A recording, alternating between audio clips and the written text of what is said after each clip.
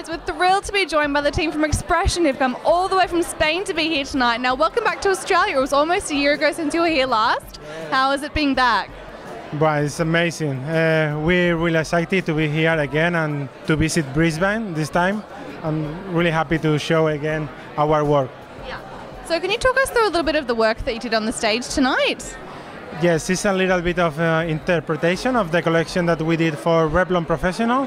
And it's like a mix of texture, different volumes, a little bit of hair colors as well.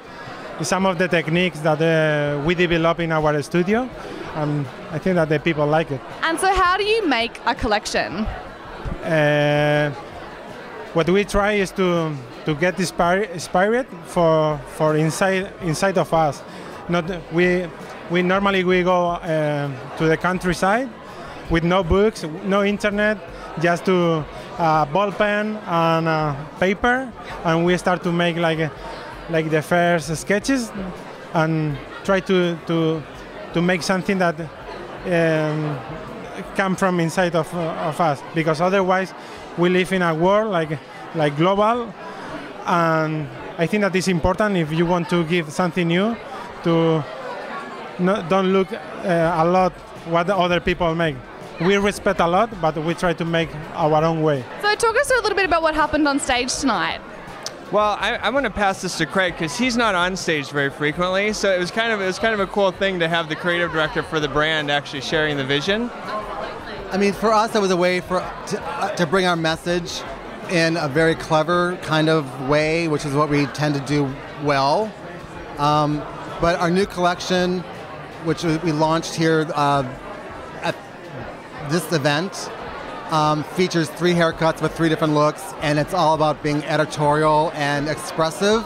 And I think that we were able to share what inspires us and it gets us excited. I think we were able to share that at a core level with everyone. So what's involved in the creation process? God, it's conversation. It's like looking at street culture and the guys and thinking about what's relevant for men and globally, and sort of distilling that down. I mean, it's just fun to start playing with shapes and textures that that incorporate a lot of the elements that really feel like are relevant globally. Yeah. And sometimes it happens in the most unexpected places, like at an airport.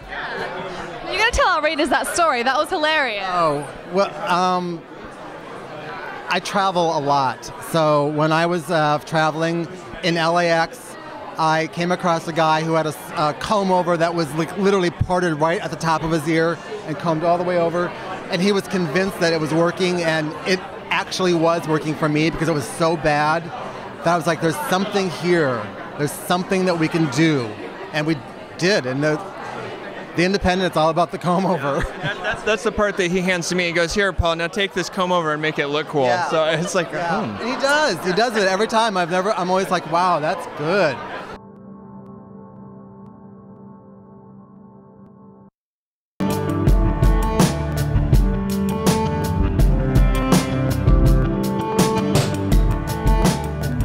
Inspired by White Night, which is a concept in Melbourne, which they turn all the lights off in the city and they light up all the buildings, all the architectural.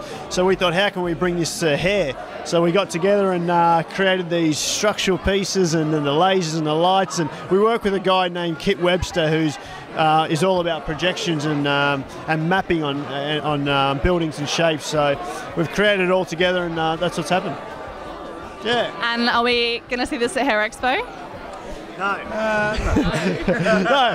because it has to be in a dark room, and we're on a light stage, so it has to be dark. Personal dark room with me and Joey. Yeah, and, that's right. I don't know how that will go down. No, we've got some. We've been taking it overseas. We've got some shows that we're going to be doing over there, and we're going to take it there. But this is a start of a concept. So, I mean, already when we're on stage and we're looking at, we're like, oh, we'll do this next time, we'll do that, and we'll change this and we'll change that. So, it's just a start. Sorry. Oh, there's been a hijacking. Yeah, take the microphone. How you going, Jill Sognani here for cultureTV. So just wanted to make note, Joey, can we find our own style, please? Copied his style. He brought it from Spain. I had it first in Melbourne. I started the trend, and he's followed me. Check out the top knot on Joey. Who did it better? Who did it better? All hate wins, I think. Bigger, taller. Yeah, much taller, much taller. Over here. Someone grab Kevin Murphy. Have a look at their hairdo. Now, lots of exciting things happening with Kevin Murphy. New products even. New products, new scissors, new cuts. First time I've cut hair in about, I think I started hairdressing in 1979, which is very embarrassing for me. I look fabulous for that, don't I? Yeah. You do, don't you? Lots of mirrors and strings. And then I haven't really cut hair for about 10 years.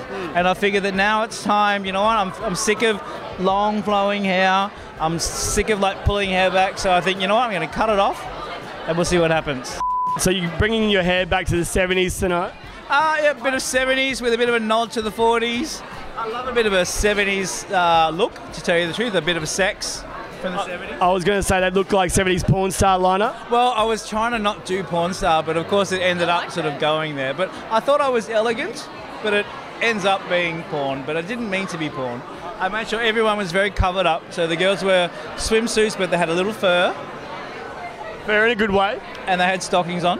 I appreciate that. And they had big granny high pants on, so... They looked hot though. They're good. I like them to be hot. If you were to name your next collection after a 70s porn, what would the porn movie be called? It would be the first name of my first pet, which was called Cha Cha, and the name of my first street would be Cha Cha Carrington. That would be my porn name. Cha Cha Carrington. That's where it's at. Good porn name, don't you reckon? Yeah. That is perfect. Kevin, thanks for spending some time with us, bud.